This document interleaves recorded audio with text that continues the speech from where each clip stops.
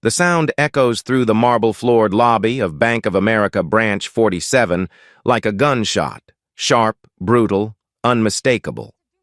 Marcus Webb's hand connects with Zara Williams's cheek in a moment that will change everything.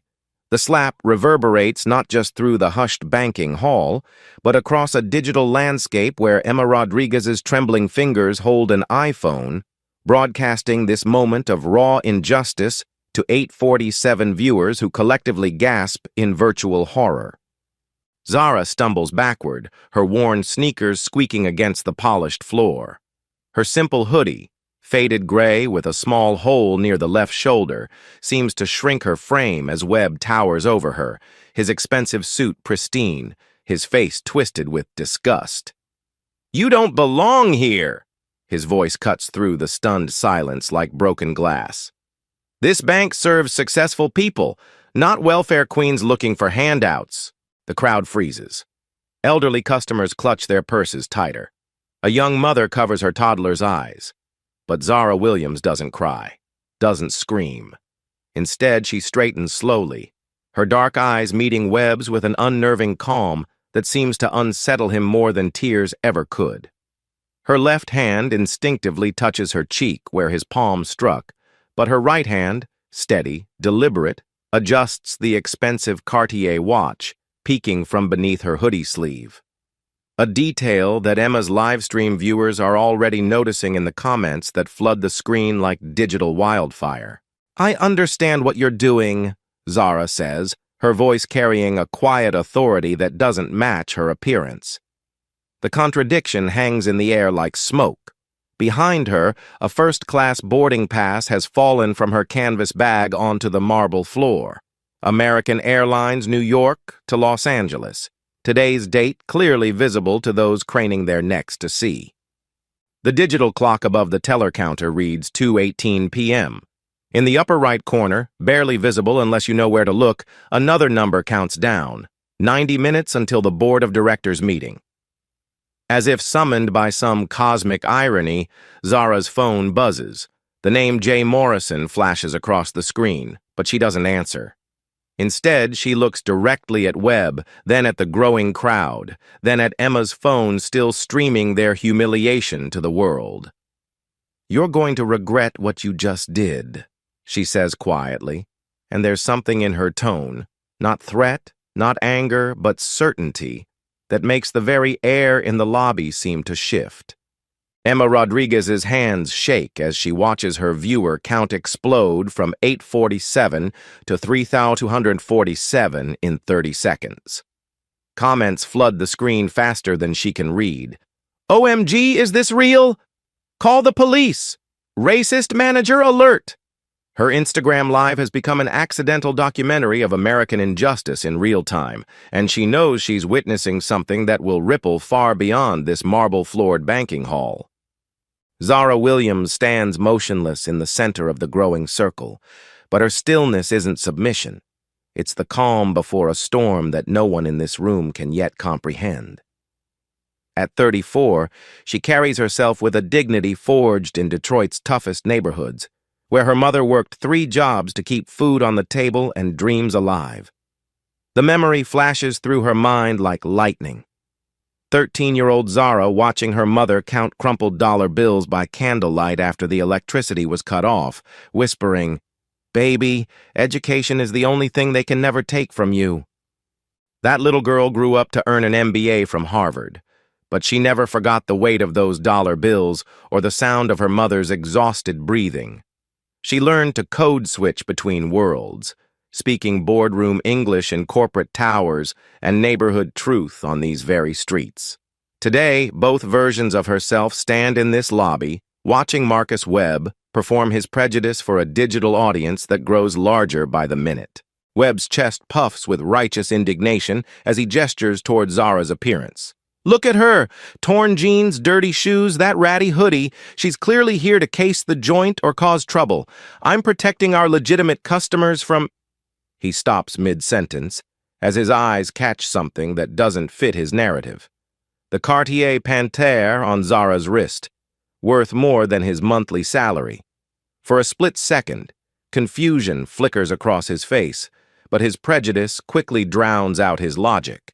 The digital clock now reads 2:23 p.m., 85 minutes until the board meeting. Zara's phone buzzes again. This time it's a text from Jennifer D. that reads, "Emergency protocol activated. Media monitoring shows viral incident at Branch 47. Please advise status." Zara glances at the message, then at the crowd, then back at Webb. She doesn't respond to the text. Not yet. The live stream comments have evolved from shock to action. Someone has already created "your bank slap," and it's trending locally. TikTok reposts are multiplying. News vans will arrive within the hour. Zara knows how these things work, how digital wildfire spreads in the age of instant everything. But what Webb doesn't understand, what none of them understand yet, is that this isn't random. This isn't an accident. This moment was always going to happen because Zara Williams has been conducting field work and Marcus Webb just became her most important case study. The power dynamics in Bank of America, Branch 47, begin to crystallize around Marcus Webb like iron filings drawn to a magnet. He stands at the center of his domain, a middle manager drunk on the intoxicating illusion of authority, completely unaware that he's about to become the focal point of a corporate earthquake.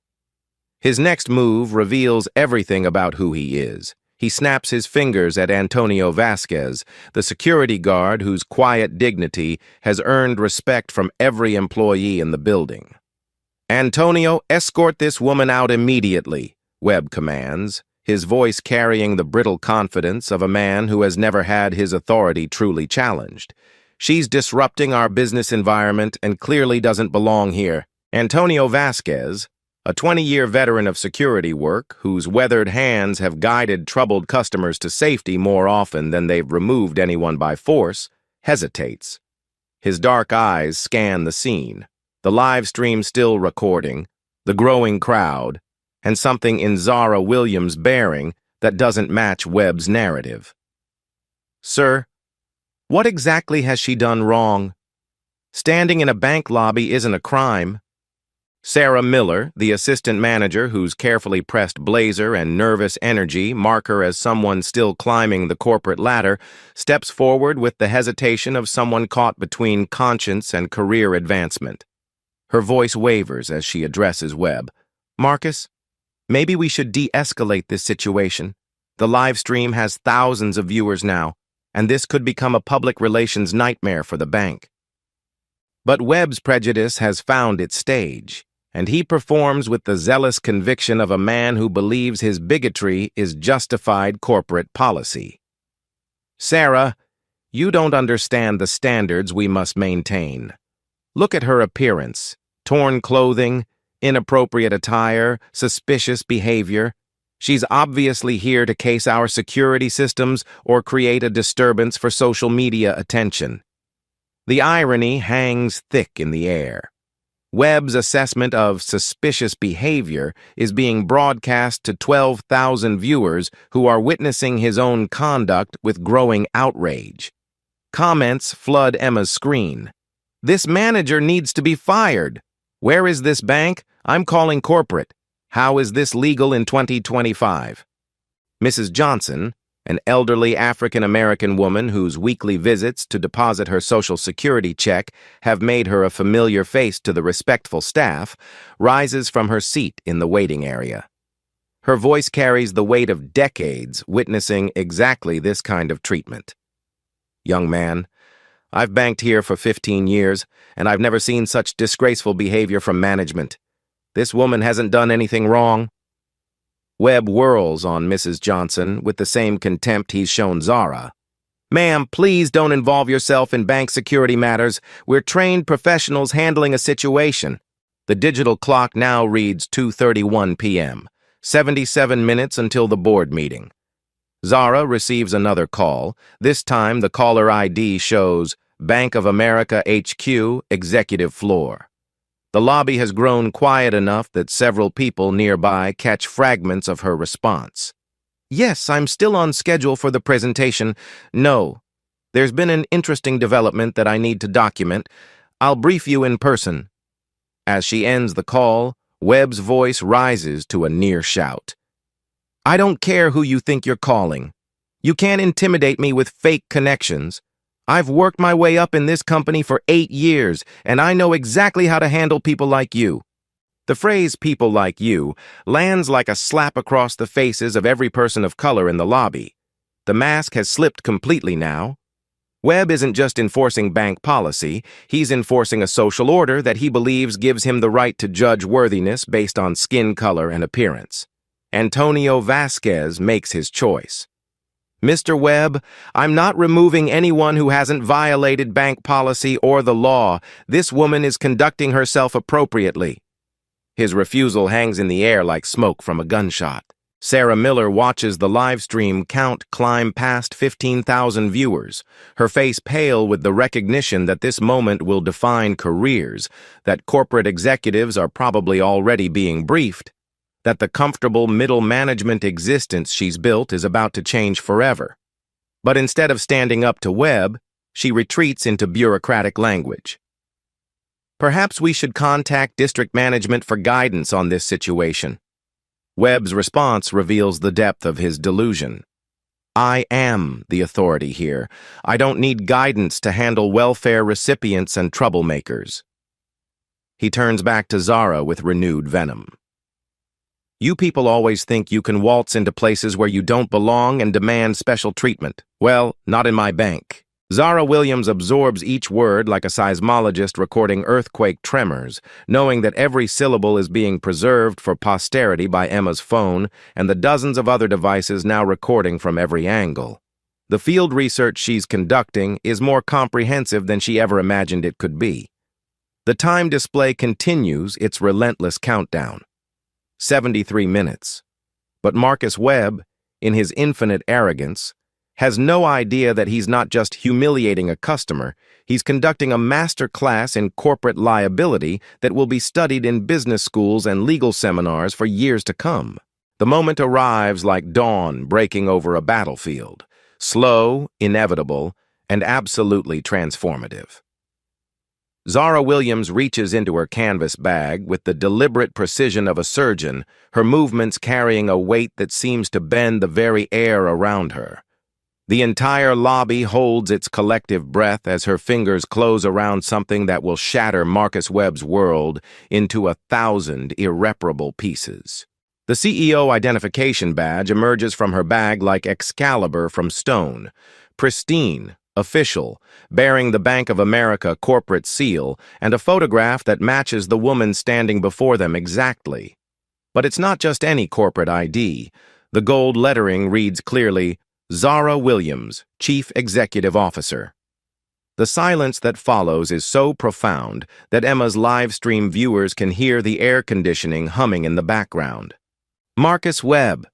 Zara's voice cuts through the stunned quiet with surgical precision, each word falling like a judge's gavel. I am Zara Williams, Chief Executive Officer of Bank of America Corporation. She holds the badge at eye level, the fluorescent lights catching the holographic security features that make forgery impossible. And you have just provided me with the most comprehensive case study in workplace discrimination that I have ever witnessed. Webb's face undergoes a transformation that would be comical if it weren't so devastating to witness. The arrogant sneer melts away like wax under flame, replaced by an expression of dawning horror that registers the magnitude of his catastrophic mistake. His mouth opens and closes soundlessly, his brain struggling to process information that contradicts everything his prejudice told him was impossible. That's not real, he stammers, his voice cracking like a teenager's. You're lying. This is some kind of setup. She can't be. She doesn't look like. The words die in his throat as the absurdity of his denial becomes apparent even to him. Zara doesn't raise her voice. She doesn't need to. Authority radiates from her like heat from a forge as she pulls out her phone and activates the speaker function. The number she dials connects immediately to the Bank of America executive hotline, and her voice carries the unmistakable tone of someone accustomed to being obeyed without question. This is CEO Williams, employee verification code Alpha 77 Delta 9, she says calmly, the professional terminology rolling off her tongue like a native language. The entire lobby can hear the operator's response crackling through the speaker. Good afternoon, Ms. Williams. Thank you for calling the executive priority line. How may I assist you today? Emma's phone nearly slips from her trembling hands as her viewer count explodes past 45,000. Comments flood the screen in a digital avalanche. Holy shit, she's actually the CEO! That manager is so fired! This is the best thing I've ever seen! The hashtag, #BankSlap, has evolved into something bigger. CEO Revenge, her Justice Served, her Power Move 2025. Mrs. Johnson rises from her chair like a congregation member witnessing a miracle, her weathered hands pressed to her heart. Sweet Jesus, she whispers, loud enough for the live stream to capture. I knew there was something special about that child. The way she carried herself, the way she spoke, I could feel the power in her. Sarah Miller's professional composure crumbles completely as the corporate hierarchy she thought she understood reorganizes itself around her like a house of cards in an earthquake. Her face drains of all color as she realizes she's been watching her ultimate boss, the person who signs her paychecks, who determines the bank's policy, who could eliminate her job with a single email, being assaulted and humiliated by her direct supervisor. Oh my God, she whispers, her voice barely audible. The company-wide email about the unannounced CEO quality assessment visits. She said she would be conducting undercover evaluations. Marcus, what have you done? What have you done to all of us? Antonio Vasquez, whose security training includes recognizing corporate executives, feels the pieces clicking into place with an almost audible snap. The expensive watch, the first-class boarding pass, the calm authority, the phone calls from the executive floor, every detail that seemed incongruous with Webb's narrative now makes perfect sense. Ma'am, he says, his voice heavy with respect and something approaching awe, I apologize for not recognizing you immediately. Would you like me to secure the area? But Marcus Webb, cornered and desperate, makes one final catastrophic attempt to salvage his crumbling reality. He lunges toward Zara, trying to grab the badge from her hands. Give me that! It's fake! Security cameras will prove this is all a scam! His movement is clumsy, panicked, and Antonio intercepts him with the gentle but firm grip of someone accustomed to restraining agitated individuals without causing harm. Sir, I need you to step back and remain calm, Antonio says, his training taking over. But there's something different in his voice now. Not the deference of a security guard to management, but the protective stance of someone safeguarding his actual employer. Zara speed dials another number, and this time the name Director Jennifer Davis appears on her screen. The phone barely rings once before a crisp professional voice answers, Ms. Williams, we've been monitoring the situation. Emergency response team is en route. Jennifer, Zara says, her voice carrying the absolute authority of someone who has never had to ask twice for anything. Initiate Code 7 disciplinary protocol immediately.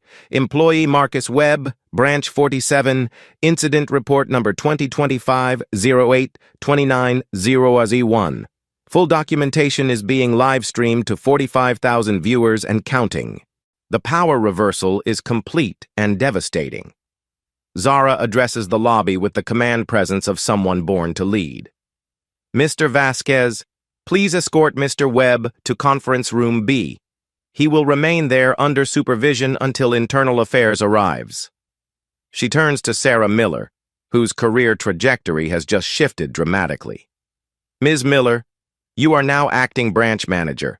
I trust you understand the gravity of this situation and will conduct yourself accordingly. The digital clock shows 2:47 p.m. 61 minutes until the board meeting, but Zara Williams no longer needs to worry about being late. The most important presentation of her career is happening right here, right now, broadcast to an audience that grows larger by the minute. The transformation of Branch 47 happens with the swift precision of a military operation, orchestrated by someone who has spent years preparing for exactly this moment. Within 18 minutes of Zara's phone call, Director Jennifer Davis arrives with a three-person internal affairs team, their black suits and grim expressions cutting through the lobby like harbingers of corporate justice. The contrast is striking. These are the people who actually run banks, and their presence makes Marcus Webb's earlier posturing look like a child playing dress-up in his father's clothes. Jennifer Davis, a woman whose silver hair and steel-rimmed glasses speak to decades of navigating corporate crises, approaches Zara with the deference reserved for actual power. "Ms. Williams, we have documented everything from the live stream and security cameras. The situation is contained, and we're prepared to proceed with immediate disciplinary action." Webb, who has spent the last 20 minutes in Conference Room B watching his career evaporate through the glass walls, as internal affairs agents reviewed footage and took statements, is escorted back into the lobby like a condemned man walking to his execution. The arrogance has been completely drained from his posture, replaced by the hollow-eyed desperation of someone watching their entire life collapse in real time. "Marcus Webb," Jennifer Davis's voice cuts through the lobby with clinical precision, "you are hereby terminated for cause, effective immediately. Your actions today constitute gross misconduct, assault, discrimination, and a violation of every principle this institution stands for." She holds up a tablet displaying the termination paperwork, every field already completed with ruthless efficiency. "Your security credentials have been revoked, your access to all systems terminated, and your final paycheck will reflect deductions for company property and disciplinary violations." The live stream count has swelled to 78,000 viewers, and Emma Rodriguez has become an accidental journalist, documenting the most comprehensive example of instant corporate justice anyone has ever witnessed. Comments flood the screen in multiple languages. "Justice served. This is how you do it. Every CEO should watch this." But Zara Williams isn't finished. She has spent her entire career building toward this moment. Not just the termination of one prejudiced manager, but the systematic exposure of institutional failures that allow people like Webb to flourish. She activates the lobby's wall display system, and suddenly every screen in the branch shows real-time data that makes the crowd gasp collectively. Branch 47's customer satisfaction rating, 3.2 out of 10. The lowest in our network of 4,800 locations, Zara announces, her voice carrying the authority of someone who has memorized every metric that matters. "Discrimination complaints filed against this branch in the past 6 months. 47 cases. Estimated legal liability, $2.3 million in potential settlements and punitive damages." The numbers hit like physical blows. Webb staggers slightly, his face gray with the realization that his prejudice wasn't just morally wrong, it was financially catastrophic for the institution he claimed to protect. Mrs. Johnson stands up with the dignity of someone who has waited decades to see justice served publicly. "He treated my daughter exactly the same way last month," she announces, her voice carrying clearly across the lobby. "Told her she didn't look like she belonged here, made her wait 45 minutes for a simple transaction while white customers were served immediately." The floodgates open. Customer after customer steps forward to share similar experiences, each story documented by Emma's livestream and preserved for posterity. What was once isolated discrimination is revealed as systematic abuse of power, a pattern so consistent that it could only exist with institutional knowledge and tacit approval. Sarah Miller, now functioning as acting branch manager, watches the metrics change in real time as Zara's presentation continues. Customer confidence ratings, which had plummeted during the initial incident, begin to recover as people witness actual accountability in action. Social media sentiment analysis shows overwhelming support for the bank's swift response, with Orange banking accountability trending globally. Antonio Vasquez, who chose conscience over convenience when he refused to remove Zara, is publicly commended by Jennifer Davis. Your ethical stance and professional judgment will be noted in your permanent record and considered for our next round of promotions, she announces, and the security guard's eyes well with tears of relief and vindication. But the most devastating moment comes when Zara addresses Webb directly, her voice carrying the weight of every person who has ever been dismissed because of their appearance. Mr. Webb, you had the opportunity to serve every customer with dignity and respect. Instead, you chose to be a gatekeeper of exclusion, a guardian of prejudice. You forgot that banks exist to serve communities, not to judge them. Webb tries to speak, his mouth opening and closing like a fish gasping for air. When words finally come, they're the hollow protestations of someone who has run out of defenses. I was protecting the bank's reputation. I didn't mean, I'm not a racist. Your intentions, Zara cuts him off with surgical precision, are irrelevant. Your impact is what matters, and your impact has been to create an environment where paying customers, American citizens, felt unwelcome in their own community bank. That is not just a failure of customer service. It is a betrayal of everything we claim to stand for. The digital clock shows 2:58 p.m., 50 minutes until the board meeting. But Zara Williams has just delivered the most important presentation of her career to an audience of nearly 80,000 people worldwide.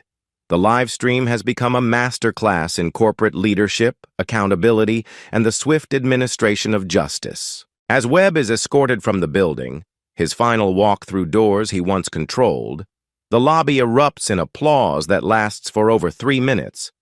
It's not just celebration. It's catharsis for everyone who has ever been judged, dismissed, or excluded based on appearance rather than character.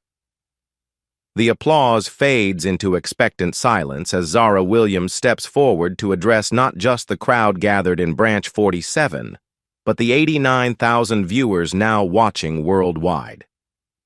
This is her moment, not as a victim of discrimination, but as a leader who has transformed personal injustice into institutional change.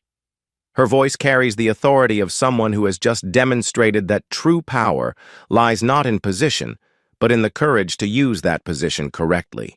What happened here today represents a failure, she begins, her words measured and deliberate, not just of one individual, but of systems that allowed such behavior to flourish unchecked. The wall displays activate again, showing a comprehensive presentation that she has clearly prepared for moments exactly like this. Effective immediately, Bank of America will implement the most comprehensive anti-discrimination protocol in banking history. The policy changes scroll across the screens like a digital manifesto of corporate accountability. Mandatory unconscious bias training for every employee. From entry-level tellers to executive management, AI-powered monitoring systems that can detect discriminatory language and behavior patterns in real time.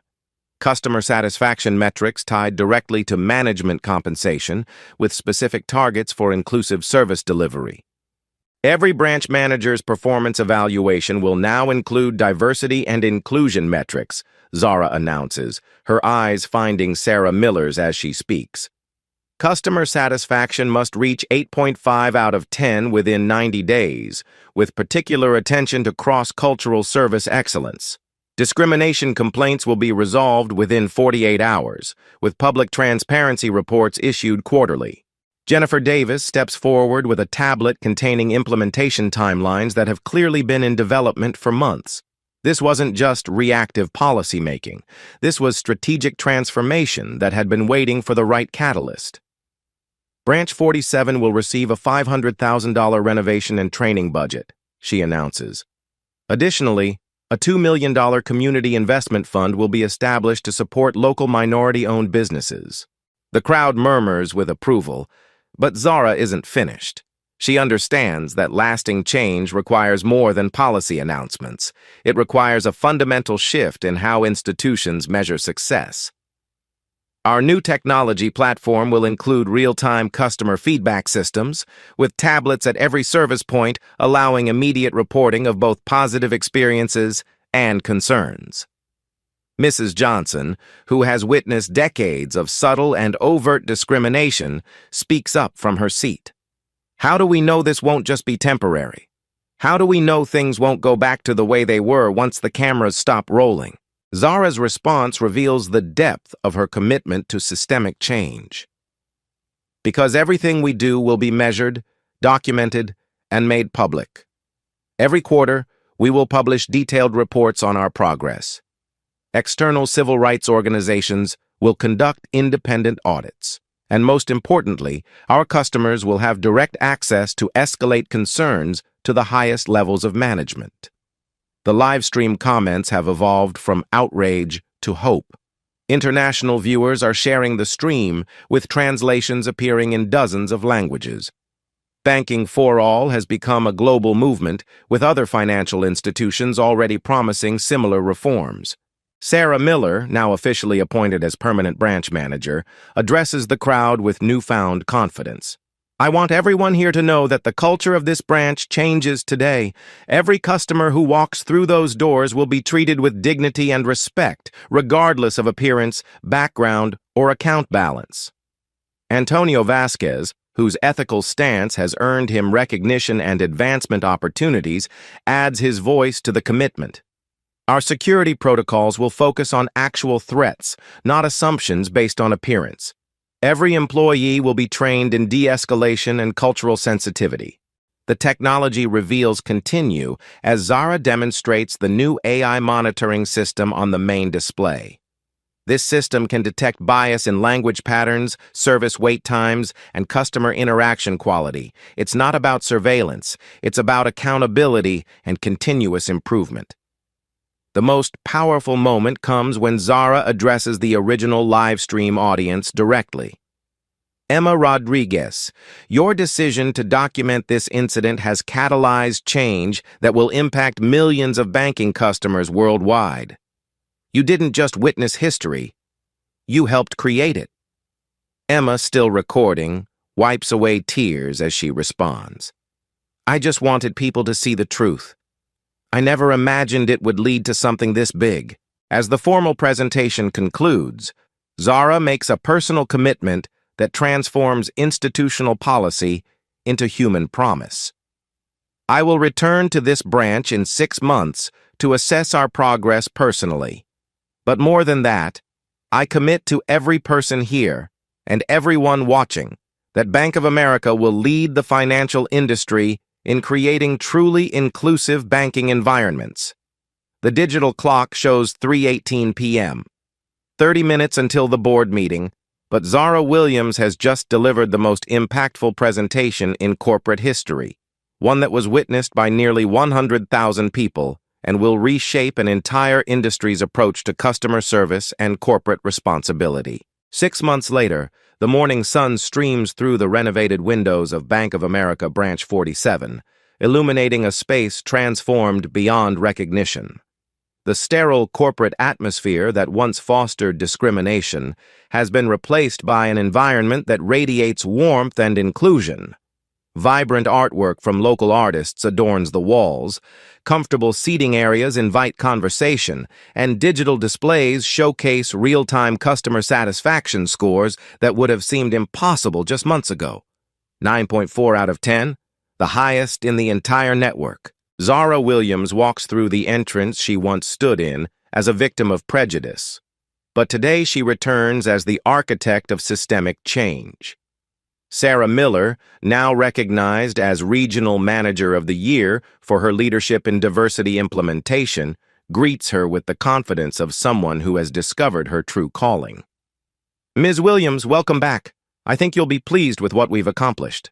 The numbers tell a story of unprecedented transformation. The wall displays, once used to humiliate and exclude, now proudly showcase metrics that would become the gold standard for inclusive banking. 0 discrimination complaints filed in 6 months, customer deposits increased by 340%, and community loans to minority-owned businesses totaling $47 million, a figure that has stimulated economic growth throughout the entire district. Emma Rodriguez, now a journalism student at Northwestern University, with a full scholarship funded by her viral documentation of that fateful day, has returned to conduct a follow-up interview. Her live stream 6 months ago has become required viewing in business ethics courses at universities worldwide, and her book, The Day I Changed Banking, sits atop bestseller lists. "When I started recording that day, I just wanted to document injustice," she tells her current audience of 250,000 followers. "I never imagined it would become a blueprint for corporate accountability." But the most profound changes are human ones. Mrs. Johnson, now serving on the branch's Community Advisory Board, brings her weekly Social Security deposit with pride rather than apprehension. The difference in her experience speaks volumes. Where she once faced subtle hostility and lengthy waits, she now encounters genuine warmth and efficient service from staff trained in cultural competency and respect. Antonio Vasquez, promoted to Regional Security Director for his ethical stand that crucial day, has implemented training programs that are being adopted by financial institutions nationwide. "We've learned that true security comes from creating environments where everyone feels safe and welcome," he explains to a group of visiting security professionals from other banks. "When you treat people with dignity, they respond with trust." The ripple effects extend far beyond a single branch. Marcus Webb's termination became a landmark case in employment law, establishing precedents for swift corporate action against discriminatory behavior. His attempts to find employment in the financial sector have been unsuccessful, serving as a powerful deterrent to others who might consider similar conduct. His mandatory bias training and anger management sessions, documented in court records, have become teaching tools in human resources departments across corporate America. The technology that Zara implemented has revolutionized the industry. The AI monitoring system, now licensed to over 200 financial institutions globally, has prevented thousands of discriminatory incidents through early intervention. Real-time bias detection has become as standard as security cameras, creating a culture of accountability that extends far beyond banking into retail, healthcare, and education sectors. The international impact has been equally significant. The live stream was translated into 34 languages and sparked legislative changes in 12 countries. The European Union passed the Zara Protocol, comprehensive anti-discrimination standards for financial services that bear her name. Universities from Harvard to Oxford use the incident as a case study in crisis management, ethical leadership, and the power of digital documentation to catalyze social change. But perhaps the most meaningful validation comes from the customers themselves. The branch that once drove away potential clients now attracts them from neighboring districts. Young entrepreneurs who might have faced barriers elsewhere find mentorship and funding opportunities. Elderly customers who once felt marginalized now serve as community liaisons, bridging generational gaps and fostering understanding. Zara's final stop is the conference room where Webb once cowered, now renamed the Community Impact Center and bustling with financial literacy workshops for local students. The transformation is complete. What was once a symbol of exclusion has become a beacon of opportunity. As she prepares to leave, Zara pauses at the spot where she was struck 6 months ago. A small plaque now marks the location. On this site, courage confronted prejudice and transformed an industry. May this serve as a reminder that justice delayed is justice denied, but justice served with integrity creates lasting change. The live stream that began with an act of violence has become an ongoing documentary of progress. Emma's follow-up broadcast reaches 300,000 viewers worldwide, inspiring similar accountability movements in corporations across dozens of industries. The hashtag #JusticeServed has evolved into #JusticeSustained, representing not just momentary triumph, but lasting institutional change. The final frame of this remarkable story captures Zara Williams shaking hands with a young black girl who approaches the teller window with confidence, carrying her first paycheck from a summer job at a local business funded by the Community Investment Program. The circle is complete. Systemic change has created individual opportunity, and individual courage has transformed systematic oppression into systematic inclusion. The digital clock that once counted down to confrontation now displays a message that scrolls continuously. Every customer matters, every voice counts, every person deserves dignity. Time itself has been transformed from a countdown to crisis into a measurement of progress, marking not the minutes until an explosion, but the months and years of sustained commitment to justice, equality, and human dignity.